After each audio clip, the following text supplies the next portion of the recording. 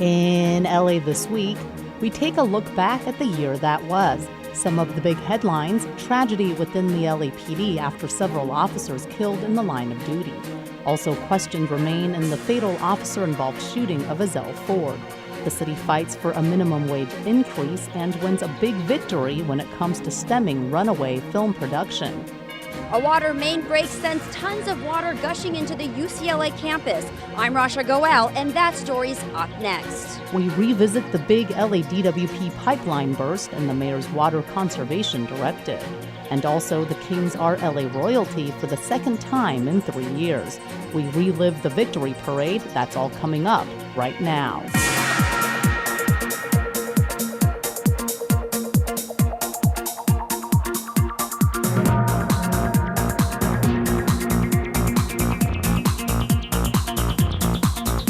Hello and welcome to LA This Week. I'm Ellen Chang. Thanks for joining us for our special look back at 2014. From some significant fires to the groundbreaking of several major public transit projects, as well as a big victory for the city's plan to restore the LA River.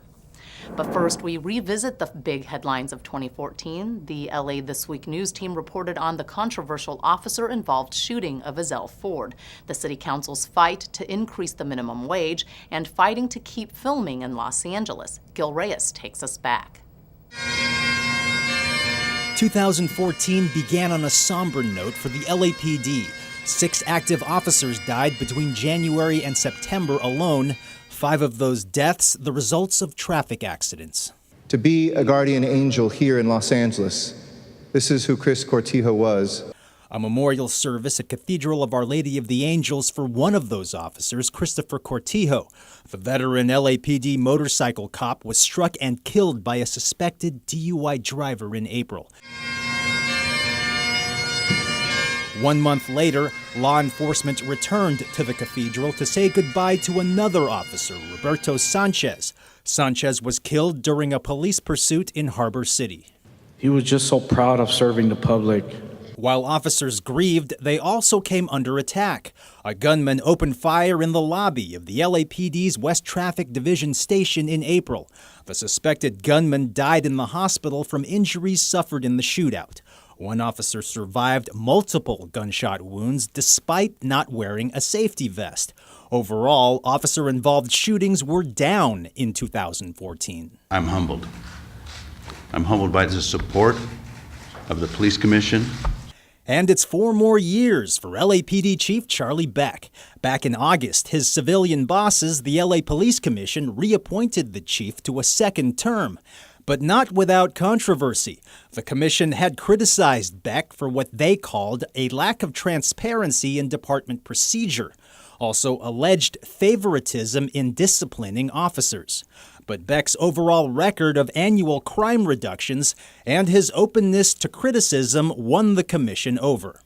Common sense can be used instead of a gun. The chief and his officers would face more scrutiny at the South LA church over the summer. Residents angry over the shooting death of Ezell Ford. Police say they shot Ford when he tackled an officer and reached for the cop's gun, but others say Ford was mentally ill and deadly force wasn't necessary. So my question is, when is this cop going to be named, indicted, and convicted? Chief Beck had promised to release the autopsy results soon. Officer-involved shootings of unarmed black men in Missouri and New York helped spark protests here. Now to the economy. Vice President Joe Biden visited LA to support raising the minimum wage. This fall, the LA City Council passed a wage hike for workers at large hotels, but hotels say they can't afford it. Hotels will cut back on staff, and those staff who lose their jobs, their sky will fall.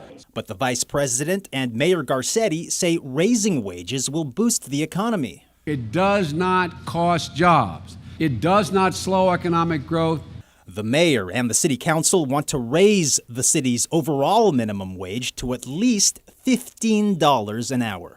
And a great year for LA's entertainment industry. Governor Brown signed a $330 million tax credit for film and TV production in California. It's expected to lure up to 100,000 production jobs back to our state within the decade. And those are some of your top headlines for 2014. I'm Gil Reyes for LA This Week. Like I mentioned at the top of the show, one of the best pieces of news the city got in 2014 was the go-ahead from the federal government to proceed with the $1 billion river revitalization plan. Anna Marcos reported on the story back in June. It may be one of the last times Mayor Eric Garcetti has to run up the concrete banks of the LA River. In a few years, the concrete will be gone, as city leaders celebrate a critical step in transforming the LA River. The U.S. government and the Army Corps of Engineers have given a thumbs up to Alternative 20, the most aggressive plan on the books for restoring the river to its natural habitat, for creating recreational opportunities, tearing up the concrete, and bringing back the wildlife. This is a watershed moment. I thought that might get some laughs, but it is true.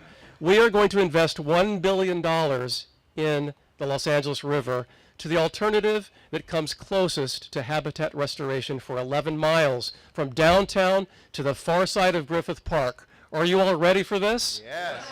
Remember that this is twice the size and scope of Alternative 13. It's more than 3 times the amount of federal funding and 4 times the amount of jobs. Mayor Eric Garcetti helped spearhead the final push to get the job done in Washington. The real hero is the quarterback, and the quarterback is our mayor. And to have a relationship with the federal government and to go back and to lobby for all of us, give it up to our quarterback, Eric Garcetti. It is no doubt that without this critical mass, without the non-stop attention to this area, we would not have been successful. But the work took many years, and volunteers like the Friends of the LA River were key in keeping it on the front burner. It's not just me by any means. It's so many people that have worked for many years to restore the dream of a living Los Angeles River. I mean, the idea that the steelhead trout run would return, that the yellow-billed cuckoos would be singing in the sycamore trees. With one hard job done, another one begins. The next order of the day, raising the $1 billion needed for the project. The rehab could begin as early as next year, but the project will take about a decade. I'm Anna Marcos for LA This Week. Mayor Eric Garcetti says the money will come from various sources, including the money made from rezoning city lands, public works special funds, Prop O, and state funds, as well as federal money. In October, amidst a record drought, the mayor issued an executive order aimed at drastically reducing water use in our city. Gil Reyes reported on those new goals and what you're asked to do to conserve. Until recently, watering your lawn 3 days a week was considered a good thing, a responsible way to conserve water while maintaining your yard. Not anymore, at least in Los Angeles. With California reeling from a 3-year drought with no end in sight, LA's mayor says 2 days a week is more than enough, and that it's time to change old habits. In the 21st century, we must conserve, recycle, and rethink how we use our water to save money and to make sure that we have enough water to sustain life and our economy here in Los Angeles. At DWP headquarters in downtown, Mayor Eric Garcetti signed an executive directive setting new water conservation standards for our city. Goals include a 20% reduction in freshwater use by 2017 and a 50% reduction of imported water within 10 years. The mayor and the DWP have also announced cash incentives for homeowners who go above and beyond the call. If you can install appliances, water-saving devices in your homes, please reach out and have that discussion with us. The more money we save, it frees up money for us to put into our infrastructure, which is another critical priority. The DWP is also offering rebates for people who replace their lawns with drought-resistant landscaping, up to $3.75 per square foot. For now, you won't be fined if you continue to water your lawn 3 days a week. But if water reduction targets aren't met in the coming years, the mayor says restrictions could soon follow. So it's best to start good habits now before water and money go down the drain. In downtown LA, Gil Reyes for LA This Week. The mayor is also urging LA city departments to cut their water usage by replacing their lawns with drought-resistant plants. Part of the mayor's executive directive ordering the LADWP to develop a plan to reduce water loss and main breakage from its aging pipe system. Back in July, Rasha Goel reported on the massive water main break that flooded UCLA and the streets of Westwood. Cleanup efforts were in full swing after a 93-year-old water main burst under Sunset Boulevard near UCLA for more than 3 hours. The break occurred at the juncture of two pipes, one a 30-inch and the other a 36-inch pipe, resulting in a 30-foot geyser and a 10-foot deep sinkhole. And the fix isn't so easy. What we're trying to do is figure out how to keep water flowing to the rest of the city while isolating this. The massive water main break sent an estimated 8 to 10 million gallons of water onto the Westwood Roads and UCLA campus. According to UCLA officials, 6 facilities on the campus were damaged, including the Poly Pavilion. It's a huge hit for the school, who recently renovated the facility, which is considered one of college basketball's shrines since it was built in 1965. Casey Swing, a UCLA basketball player, says it's heartbreaking. It's such a beautiful building. To even be able to play in it is just a blessing. So to see something like this happen is just crazy. The flooding comes at a time when the state has mandated water conservation regulations during a historic drought. LADWP officials say it's a tough hit for the city's conservation efforts, but an official also put things into perspective. In the grand scheme of things, that's about 2% of what the city uses in a day. I think it's going to be in the long run a good wake-up call to let people know this is time to invest in our infrastructure. The city's aging water infrastructure has been a hot topic for years. This incident serving as another urgent reminder of what needs to be done, and fast. In Westwood, I'm Rasha Goel for LA This Week. And it turns out, when it was all said and done, actually 18 to 20 million gallons of water were lost in that pipe burst. 2014 was also a big year for mass transit. One major headline was the announcement that the city was finally building a train taking passengers directly into LAX, closing the gap left now by the end of the Green Line, a mile or so away from the airport. Here's that report from Yana Kay back in June. These days, travelers taking the Green Line to get to the airport never really get to LAX. Instead, they have to hop on a bus or shuttle to enter the airport. But now the city of Los Angeles can finally compete with other world-class airports when it builds a connecting train into LAX. The days of connecting through 3 different train lines and a bus and wheeling your luggage in between and figuring out a way will be over. As this map shows, the new station will be located near the airport at 96th Street and Aviation Boulevard. The soon-to-be-built Crenshaw line will end at the proposed station, where passengers will be able to get on a monorail-like people mover, taking them directly into LAX terminals. You'll be able to seamlessly go in from public transit or drive up to the train outside the airport or from the car rental facility and take that same train in. It's going to be convenient, it's going to be world-class, it's going to be something deserving of LA, and LA is deserving of it. Officials say this station will also offer first-class amenities. This connection will be an indoor station, which will co-locate other transportation services, which will have passenger amenities like Wi-Fi and bike services, which will have an opportunity to ticket and actually feel like you have arrived at the airport. Officials say they expect 50 million passengers to pass through LAX by the year 2020, and the new station will help the city accommodate those travelers. People want to come to LA, but we've got to make sure an airport works when they get to LA. A working airport that officials hope will make going metro for passengers simple, fast, and convenient. I'm Yana Kay for LA This Week. LAX officials expect the monorail to start operating by 2022. The LAX connector was just one of a number of transportation projects in the works as our city works to better connect and improve how Angelenos get around the city. Here again is Yana Kay with a look back at the other big transportation headlines of 2014. Local leaders broke ground on 2 new rail lines this year. One is the Crenshaw LAX line that's expected to link South Los Angeles to LAX. The northern tip of the line starts at Crenshaw and Exposition Boulevards. The project is expected to create 18,000 construction jobs. It's about people. It's about improving the quality of life for people. It's about reducing the amount of time it takes to get from home to work, from home to school and back. The system will stretch 8.5 miles from the Expo Line stop at Crenshaw Boulevard South to the Green Line stop at Aviation Boulevard, conveniently near LAX. The $2 billion project is expected to be completed in 5 years. A second line that's taking shape is the Little Tokyo Regional Connector. 3 new downtown underground stations will enable riders to connect to other trains and Expo lines. We'll create jobs, and you can sit in one seat from Long Beach to Pasadena, from soon in Santa Monica to the east side.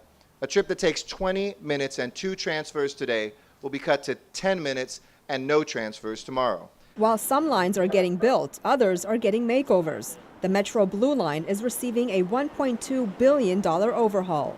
We know that these improvements are long overdue. The upgrades include replacement of tracks, rail cars, and overhead power lines. Some work has already begun, but the bulk of the effort will be completed over the next 6 years. Other transportation projects were completed.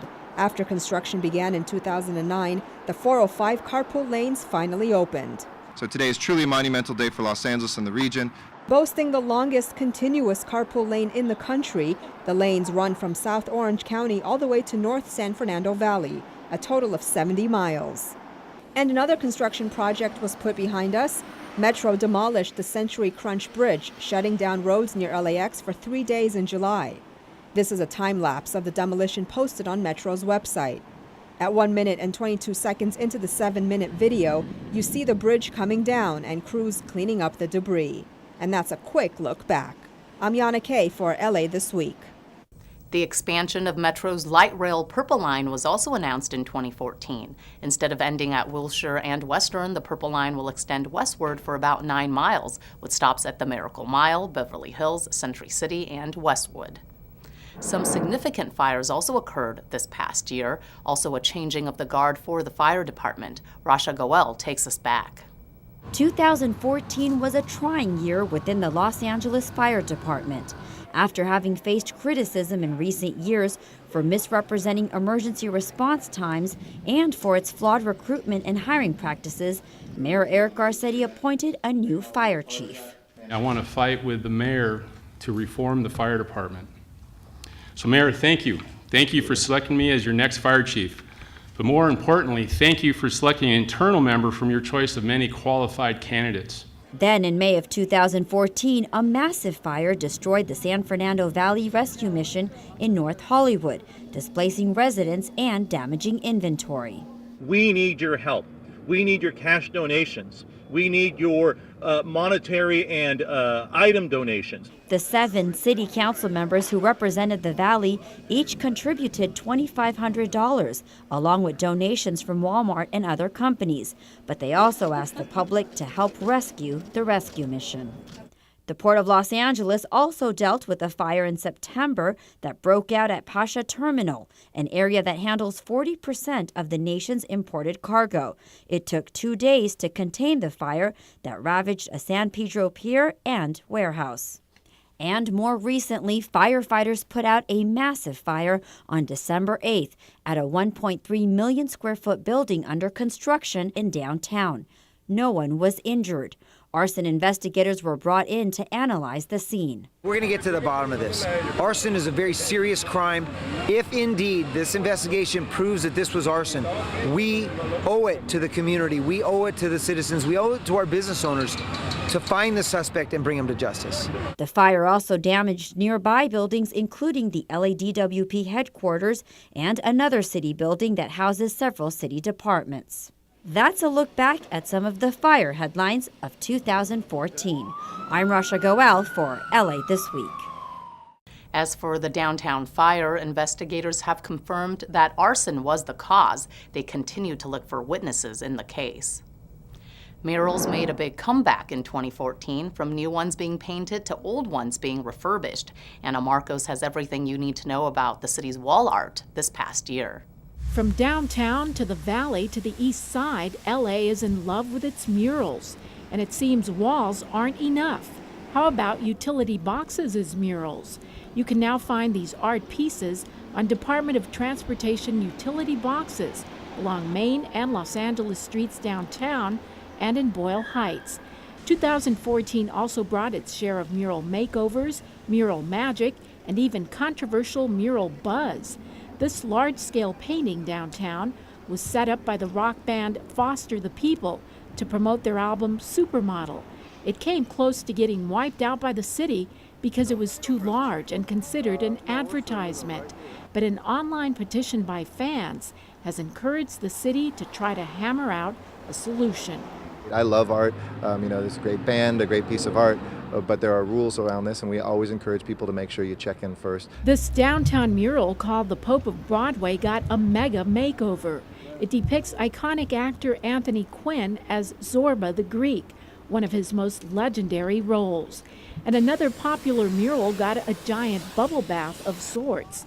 The Great Wall of Los Angeles lies in a ditch in the Tujunga Wash and brings to life images of LA's colorful past. The wall is about to be expanded to include racial diversity and recent LA history up to the year 2000. And believe it or not, the mural is not finished. The mural will be a mile long when it's completed. Two cities are hoping to get some serious revitalization action going with their murals. The Zelza Train Depot art piece could help rev up local business for Northridge. It's one of 11 art pieces envisioned for the area. And Reseda is planning on its renaissance with the help of this mural of Albert Einstein, created by artist Levi Ponce. Everybody's talking about Reseda right now. And last but not least, a piece of European history on an American wall. LA is certainly all-inclusive when it comes to its wall art. This mural in the downtown Bank District symbolizes the freedom and reunification of Germany after the fall of the Berlin Wall, because anything that celebrates freedom and artistic expression is reason enough to make it up on a wall in LA. I'm Anna Marcos for LA This Week. The Housing Authority of Los Angeles also recently celebrated the restoration of the beloved Virgin de Guadalupe mural at the Ramona Gardens housing complex. A slope at the corner of Wisset and Satakoy in North Hollywood has also been transformed. Both stories will air on upcoming episodes of LA This Week. In April, some controversy in the sports world when Donald Sterling, at the time owner of the LA Clippers, was caught making racist remarks after a recording was leaked. The NBA ended up banning him from the NBA. Rasha Goel reported on the reaction from City Hall. Zero tolerance was the message Mayor Eric Garcetti, former NBA players and activists relayed after NBA Commissioner Adam Silver banned Clippers owner Donald Sterling from the NBA. An audio recording believed to be that of Sterling making racist remarks was recently made public. We will not tolerate this from anybody, from any company, least of all one that bears this great city's name. Sterling is also being forced to sell the Clippers. A lifetime ban from the NBA also means Sterling will be prohibited from attending NBA games or practices, taking part in personal or business decisions, or having a role in league activities. In addition, Sterling is being fined $2.5 million by the NBA. It doesn't matter if you're a professional basketball player worth millions of dollars or a man or woman who works hard for their family. There will be zero tolerance for institutional racism, no matter how rich or powerful. Here at the Staples Center, home of the Clippers, fans and NBA players have banded together in support of the NBA commissioner's decision. Former NBA player Kareem Abdul-Jabbar, who was at the press conference during the announcement, says he looks forward to a positive change. It's going to be a new day here in this city, and a whole lot of Clipper fans are going to have a lot more to smile about, and that's what this is all about. It'd be a good thing, just get rid of all the negativity. Sterling bought the Clippers team for $12 million in 1981. According to Forbes magazine, the team is now worth $575 million. In Los Angeles, I'm Rasha Goel for LA This Week. The NBA Board of Governors approved the sale of the Clippers to former Microsoft executive Steve Ballmer back in August. Ballmer purchased the team to the tune of $2 billion.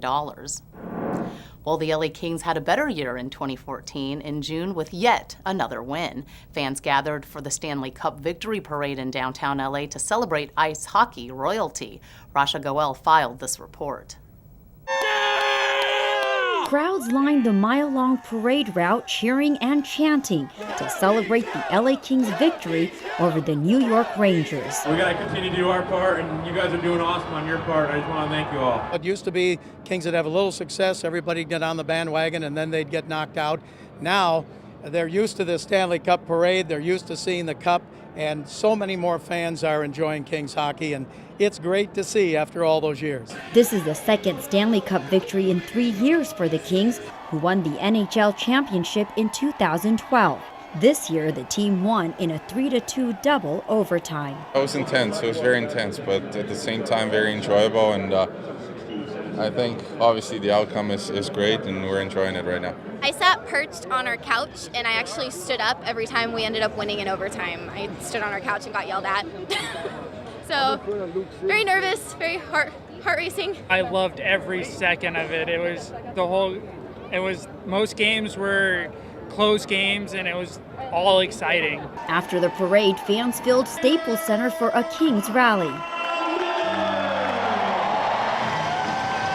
It's a great team in the classic sense of a team. Sure, we've got some superstars, but there's no one or two that shines way above the rest. They really pull together, and we earned every single game, every single bit of the series. Our goal going in next year won't be any different. Our goal will be to make the playoffs and do as well as we can in our division and then go from there. But for now, they're going to enjoy the sweet victory and sharing of the 34.5-pound silver cup.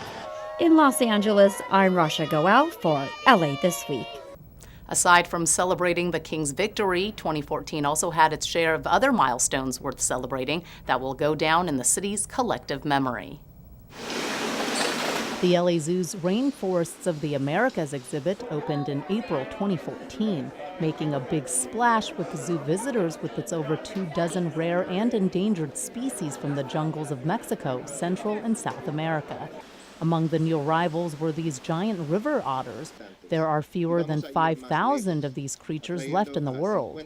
The exhibit also houses this 8,000-gallon viewing tank, home to these fearsome fish from the Amazon. Oh, it's amazing. It's so cool in here. Just a few days later, on May 3rd, Union Station downtown celebrated a big milestone of its own, its 75th anniversary. Los Angeles could stand proud as you look at this building, 75 years old, what it did, what it consolidated, the Santa Fe, the Southern Pacific, and the Union Pacific. Architect John Parkinson designed over a dozen prominent LA landmarks, including City Hall, the Memorial Coliseum, and Union Station. And it was anchors away back in August of 2014 when dozens of ships sailed into the port of Los Angeles for the Tall Ships Festival. But it wasn't just about ships. A cute little, actually a humongous rubber duck also made a big splash. Standing more than 60 feet tall, it was quite a sight as the world's largest rubber duck slowly made its way under the Vincent Thomas Bridge at the Port of LA, attracting thousands of visitors. How could you not love a duck? Come on, he's great. The duck installation was conceived by Dutch artist Florentine Hoffman as a symbol of cultural unity. That's going to do it for this edition, where we take a look back at 2014. Thanks for joining us. I'm Ellen Chang. A reminder that you can catch us online at lacityview.org. You can also follow and like us on Facebook. Here's to a great 2015 for Los Angeles. We'll see you back here next week for more of LA This Week.